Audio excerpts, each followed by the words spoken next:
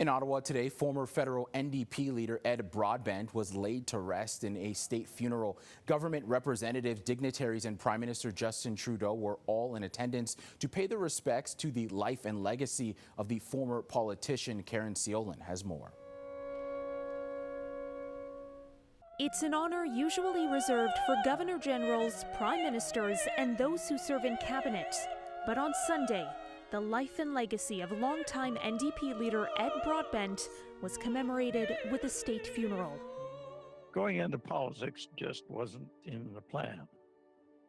Broadbent gained widespread respect as a member of parliament for nearly a quarter of a century, leading the NDP for 14 years and through 4 elections. I would always say this. I would say, looking Ed right in the eyes and say, Ed, I want to be like you when I grow up. Current NDP leader Jagmeet Singh says Broadbent, a mentor for many, will be remembered as a lifelong champion of his party.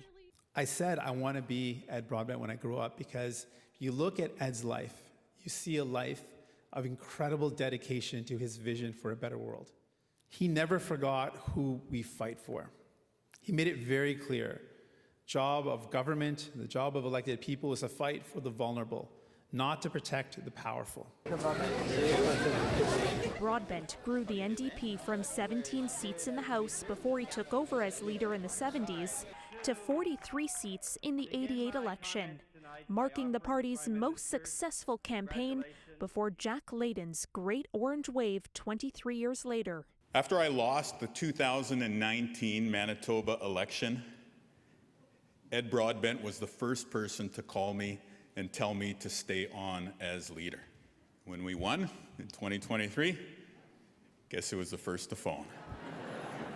Broadbent, who died earlier this month at the age of 87, is just the second opposition leader in Canadian history to receive a state funeral. It's difficult to sum up the size and scope of his contributions to Canada, but without a doubt, he loved this country with everything he had. The Prime Minister, in announcing the honor for Broadbent, called him a much-loved national figure who helped shape our country's political landscape. I believed in 1968, and I believe today that political democracy is not enough. In the 21st century, the rebuilding of social democracy must be our task. Broadbent's influence on the party and the country endures, with the think tank he founded, the Broadbent Institute, carrying forward some of the ideals he believed in. For City News, I'm Caryn Ceolin.